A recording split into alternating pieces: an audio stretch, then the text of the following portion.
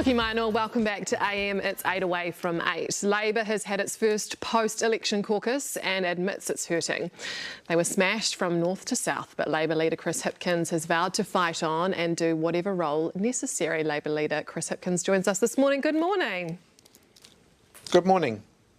Was your leadership discussed at yesterday's caucus, and will you be continuing on as leader if they'll have you?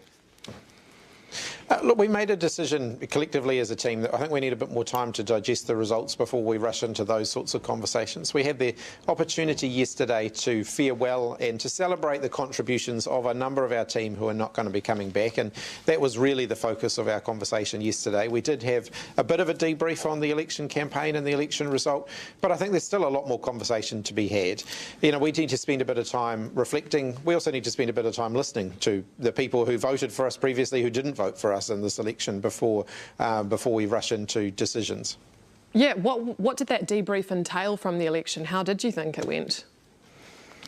Well, clearly not very successfully, given that we did not get enough people to vote for us to continue in government, and that was the ultimate goal, and we didn't succeed there. So not a successful outcome, and so we need to make sure that we focus on really reflecting on that and thinking about, well, what does 2026 look like for us, and what do we need to do in the next 3 years to get a better outcome then? Could you potentially be considering a wealth tax now, seeing that Green got a lot of support? Look, I just think that those kind of conversations are very premature at this point. We need to digest, why we lost this election, and then think about in the future what kind of commitments would we make. We're not going to be announcing our 2026 manifesto in the next couple of weeks. We've got 3 years to really think about that, and we'll do that. I want to talk about Mount Albert, because traditionally very Labor seat, but it's a really tight race, and I realise there are many, many votes still to be counted and things could change at the moment. But what have you made in your debrief on that electorate in particular, knowing that the race is so tight with Labor and National, and that National's actually won the party vote in that electorate?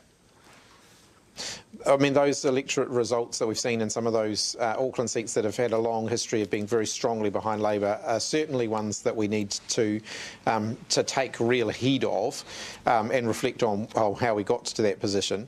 We know that our support as a party in Auckland really fell towards the end of that lockdown period in 2021 and didn't really recover over the last 2 years. And so we need to reflect on that and think about, okay, well, how are we going to rebuild that back again?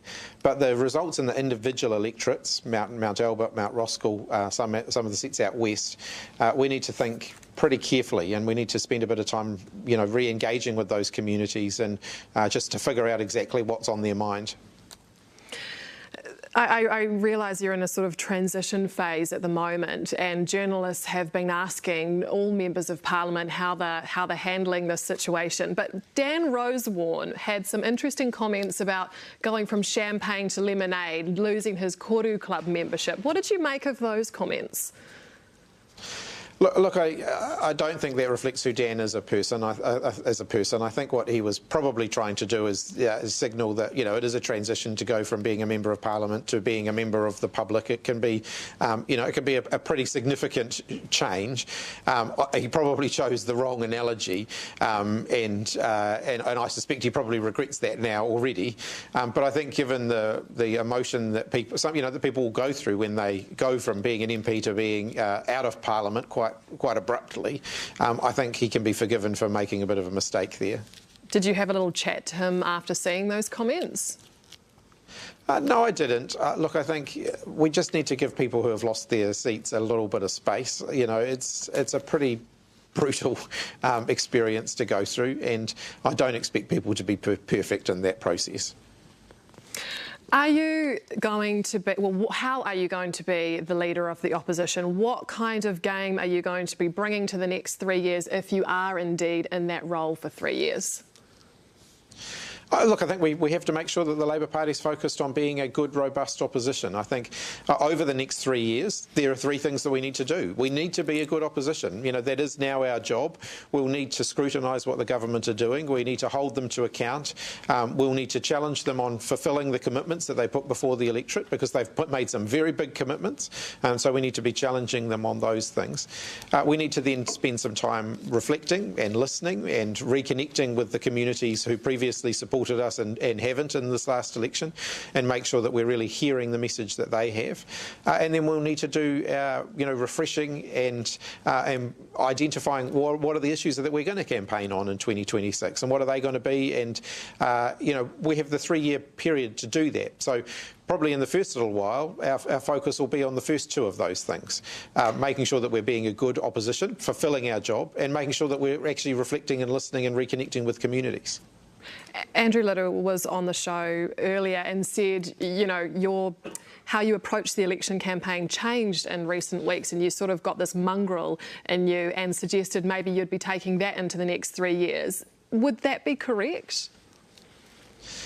Look, I have been in opposition before. I do understand what's involved in that, and let's just see how things unfold. But I'm committed to making sure that Labour transitions well into opposition, and that we hit the ground running, that we do execute our responsibilities as an opposition very diligently and very vigorously. Will one of your jobs in the coming weeks and months and years be to ensure that there is a next wave of leadership coming through, that there are people with leadership qualities who could become the next leader of the Labour Party? Well, there's huge talent in Labour's ranks, despite the disappointing election result. We got some amazing people in 2017 and then in 2020, some of whom are now, playing more senior roles in our team. And I'm really, I'm pleased that they are still going to be in our team as we head into opposition. I think that they will make very formidable opposition MPs, at whatever role they end up being. And of course, there are a number of people in our team, and I'm not going to name them. I'm not going to give them that particular kiss of death, but there are a number of people on our team who could be future leaders of the party. Why do you say it's a kiss of death? Generally speaking, when you get identified as a potential future leader of the party, it actually does your future career prospects more harm than good. But look, there are plenty of people in our team who I think would make outstanding leaders in the future. Will there be a leader in the next 3 years? Oh, look, we're not rushing those decisions. We're only 3 days after the election. I think the party needs a little bit of time just to reflect on the result first. Are there any more resignations you're expecting? There may well be. I mean, it's natural after a result like this for people to reflect on, do I still have that fight in me? Am I going to continue for 3 years? And it's not just about whether you're going to continue for 3 years, it's whether you want to be part of the next government after that. And if, people reflect on that and think, no, that's not really me, I think it's natural that they might make decisions to move on. Are you expecting Grant Robertson to move on? Grant has still got a contribution to make, and he's committed to making it. We've had a good conversation. He's not making decisions at this point about what his future is going to be. He's absolutely, like I am, committed to making sure that Labour hits the ground running as a good, vigorous opposition. And very lastly, there was a lot of chat about your partner Toni on Saturday night. I think it went straight to #1, trending on X. How is she dealing with the spotlight now that you've name-checked her? A little bit of an adjustment there, and so we'll work through that together. But it just wouldn't have felt right to thank my family and not thank the person who has been just such an amazing support for me over the last couple of weeks. I think everyone watching this will have seen it was a tough campaign, and pretty tough for me. And so to have her in my corner supporting me through that was a pretty amazing thing. And I did want to make sure I thanked her and thanked her publicly, and it has meant that now she's been subject to a lot of questions in the last little while, and so I'll support her through that as she has supported me. Thank you so much for your time this morning. That's Labour leader Chris Hipkins.